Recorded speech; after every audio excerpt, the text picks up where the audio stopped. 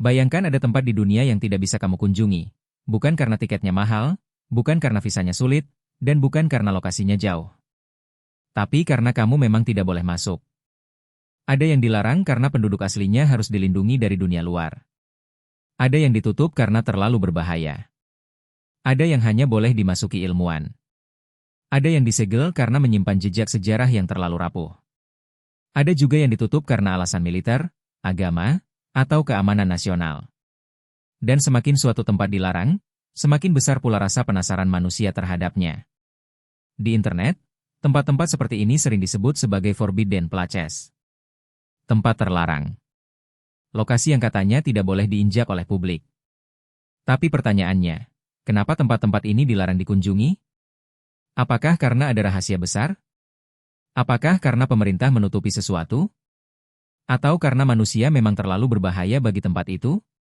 Dalam video ini, kita akan membahas beberapa wilayah yang hampir mustahil dikunjungi publik, dan alasan sebenarnya kenapa mereka ditutup. Dan yang menarik, tidak semua tempat terlarang itu menyeramkan karena hantu atau konspirasi. Sebagian justru ditutup karena alasan yang jauh lebih masuk akal, untuk melindungi manusia dari bahaya, atau melindungi tempat itu dari manusia. Yang pertama adalah North Sentinel Island di India. Ini mungkin salah satu tempat paling terkenal di dunia yang dilarang dikunjungi publik. North Sentinel Island berada di Kepulauan Andaman, India. Dari luar, pulau ini terlihat seperti pulau tropis biasa, pantai putih, hutan lebat, dan laut biru.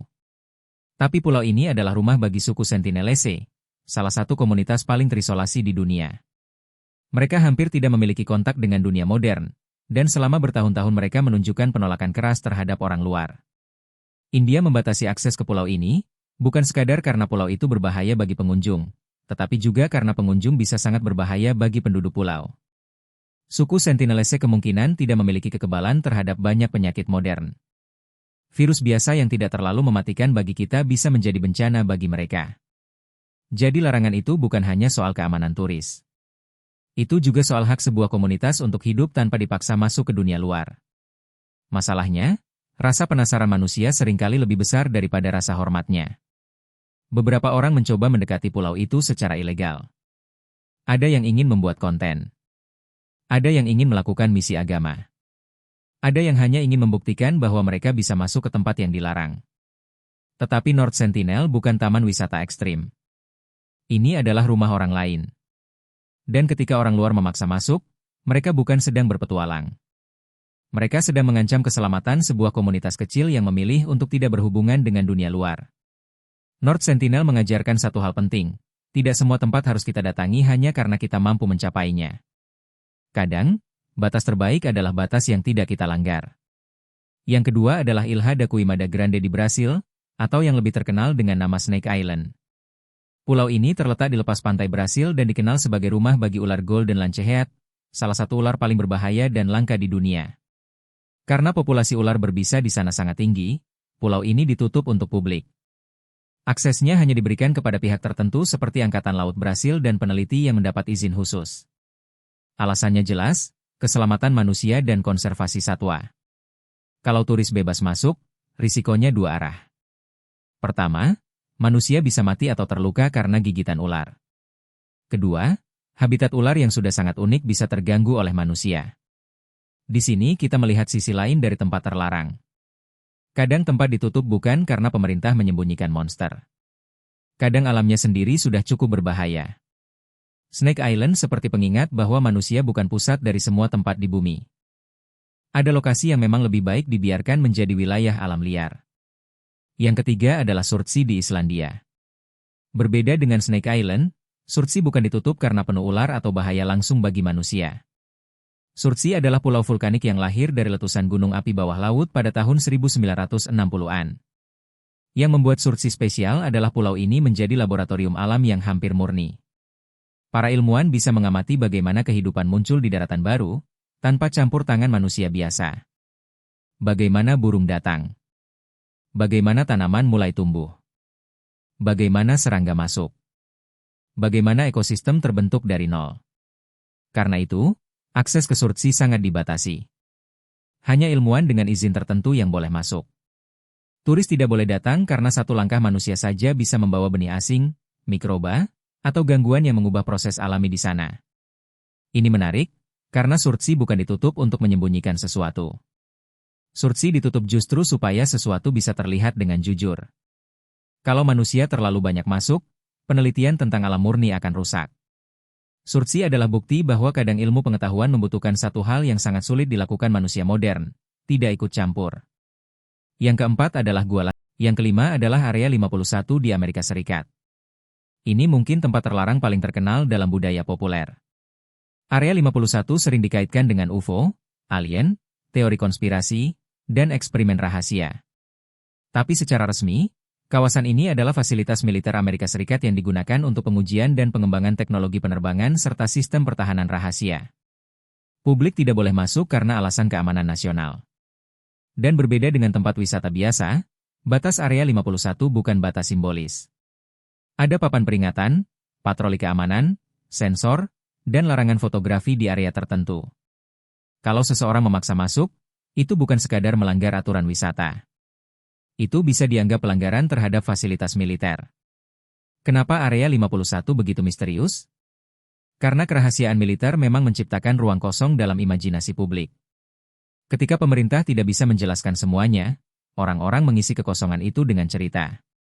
Ada yang realistis, pesawat mata-mata, drone, teknologi stealth.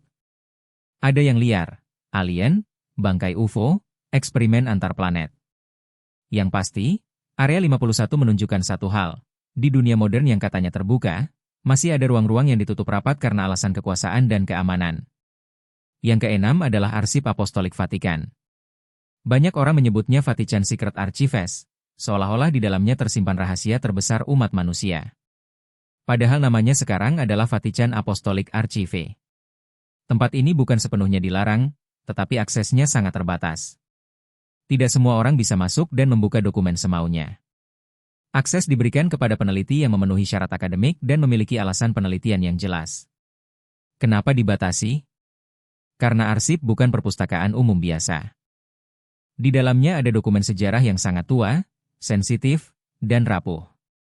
Ada catatan diplomatik, surat, dokumen gereja, dan arsip yang berhubungan dengan sejarah politik serta agama dunia. Pembatasan akses dibuat untuk menjaga keamanan dokumen, mencegah kerusakan, dan memastikan arsip digunakan untuk penelitian serius. Tentu saja, karena Vatikan punya aura misterius, publik sering membayangkan arsip ini berisi rahasia besar, dokumen tentang kiamat, bukti alien, atau sejarah yang sengaja disembunyikan. Tapi kenyataannya, banyak tempat yang terlihat misterius bukan karena isinya pasti aneh, melainkan karena aksesnya memang tidak untuk umum. Dan manusia sering salah mengartikan keterbatasan akses sebagai bukti konspirasi. Yang ketujuh adalah Ise Grand Shrine di Jepang, khususnya area terdalamnya. Ise Jingu adalah salah satu tempat paling suci dalam agama Shinto. Publik bisa berkunjung ke kompleksnya, berjalan di area tertentu, dan berdoa. Tapi bagian paling dalam dari kuil tidak bisa dimasuki sembarang orang. Bahkan banyak pengunjung hanya bisa melihat atap bangunan dari balik pagar. Larangan ini bukan karena ada bahaya fisik. Ini tentang kesakralan. Dalam beberapa budaya, tidak semua ruang suci dibuat untuk dilihat semua orang. Ada batas antara ruang publik dan ruang ritual. Ada bagian yang hanya boleh dimasuki oleh orang tertentu karena fungsi religiusnya. Bagi wisatawan modern, ini mungkin terasa aneh. Kita hidup di zaman ketika hampir semua hal ingin difoto, direkam, dan dijadikan konten. Tapi tempat seperti Ise mengingatkan bahwa tidak semua hal sakral harus berubah menjadi objek wisata. Kadang, penghormatan tertinggi adalah menerima bahwa ada pintu yang memang tidak dibuka untuk kita. Yang kedelapan adalah Poveglia Island di Italia. Pulau ini berada di dekat Venesia dan sering disebut sebagai salah satu pulau paling berhantu di dunia. Sejarahnya gelap, pernah digunakan sebagai tempat karantina wabah dan kemudian dikaitkan dengan fasilitas kesehatan mental yang sudah lama ditinggalkan. Bangunannya banyak yang rusak, aksesnya tidak terbuka untuk publik, dan pulau ini bukan destinasi wisata resmi yang bisa dikunjungi bebas. Alasan penutupannya tidak harus selalu mistis.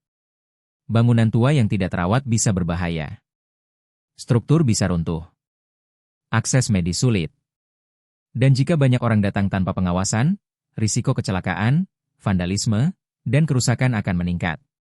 Tapi karena sejarahnya kelam, larangan ini membuat cerita horor semakin hidup. Poveglia menunjukkan bagaimana tempat terlarang bisa berubah menjadi legenda. Ketika akses ditutup, imajinasi publik terbuka. Semakin sedikit yang bisa melihat langsung, semakin banyak cerita yang tumbuh. Yang kesembilan adalah zona tertentu di Chernobyl. Banyak orang tahu bahwa sekarang ada tur ke zona eksklusi Chernobyl di Ukraina. Tapi bukan berarti semua tempat di sana bebas dikunjungi. Beberapa area tetap dibatasi karena tingkat radiasi, keamanan struktur, perang, dan alasan keselamatan. Chernobyl bukan hanya tempat sejarah. Ia adalah bekas bencana nuklir. Radiasi tidak bisa dilihat dengan mata. Bangunan yang terlihat tenang bisa menyimpan risiko. Debu, tanah, dan reruntuhan bisa terkontaminasi. Karena itu, akses harus dikontrol. Chernobyl menarik banyak wisatawan karena suasananya seperti dunia setelah kiamat. Kota kosong, gedung sekolah terbengkalai, taman bermain yang tidak pernah benar-benar digunakan, dan hutan yang mengambil alih bangunan manusia. Tapi tempat ini bukan panggung selfie biasa. Ia adalah pengingat bahwa teknologi manusia bisa menciptakan luka yang bertahan puluhan tahun. Yang ke-10 adalah berbagai fasilitas militer dan zona perbatasan tertutup di dunia. Tidak semua tempat terlarang punya nama terkenal. Banyak yang tidak viral. Pangkalan militer. Area uji coba senjata. Zona nuklir. Perbatasan konflik. Pulau latihan militer. Fasilitas intelijen. Tempat-tempat ini ditutup karena informasi adalah kekuatan. Dalam dunia militer, lokasi, bentuk bangunan, jenis kendaraan, pola patroli, dan teknologi yang terlihat bisa menjadi data penting bagi lawan. Karena itu, negara menjaga area tertentu dari publik. Bukan karena semua tempat itu menyimpan alien atau rahasia dunia. Tapi karena dalam geopolitik, detail kecil bisa berarti keunggulan strategis. Dari semua tempat ini, kita bisa melihat bahwa larangan berkunjung biasanya muncul karena beberapa alasan utama. Pertama, perlindungan manusia. Seperti North Sentinel, di mana kontak luar bisa membahayakan penduduk lokal dan pengunjung. Kedua, perlindungan alam. Seperti Surtsey dan Snake Island, di mana ekosistem unik harus dijaga dari gangguan manusia. Ketiga, perlindungan sejarah. Area 51 dan fasilitas militer lain. Kelima, kesakralan dan aturan budaya. Seperti area terdalam IC Grand Shrine. Keenam, keselamatan publik. Seperti pulau terbengkalai, bangunan rapuh, atau zona berbahaya. Jadi tempat terlarang bukan hanya soal misteri. Seringkali, tempat terlarang adalah cermin dari batas manusia. Batas terhadap alam. Batas terhadap budaya. Batas terhadap sejarah. Batas terhadap keamanan. Dan batas terhadap rasa penasaran kita sendiri.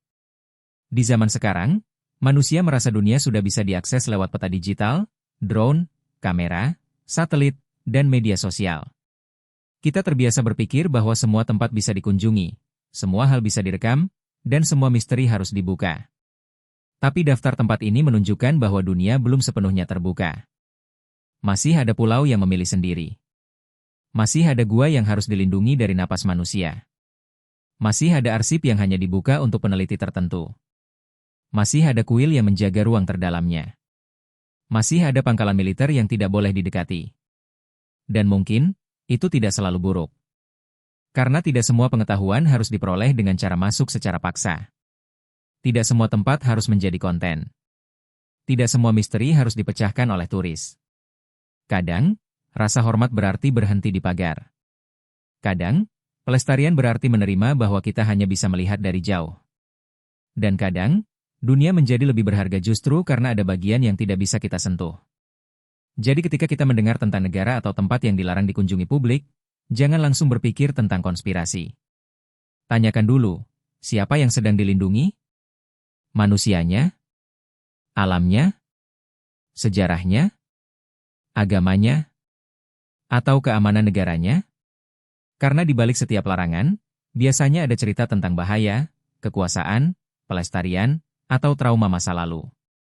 Dan dari semua itu, pelajaran terbesarnya sederhana. Dunia bukan milik rasa penasaran kita saja. Dunia juga milik mereka yang ingin dibiarkan sendiri, alam yang ingin pulih, sejarah yang ingin bertahan, dan ruang sakral yang tidak ingin berubah menjadi tontonan.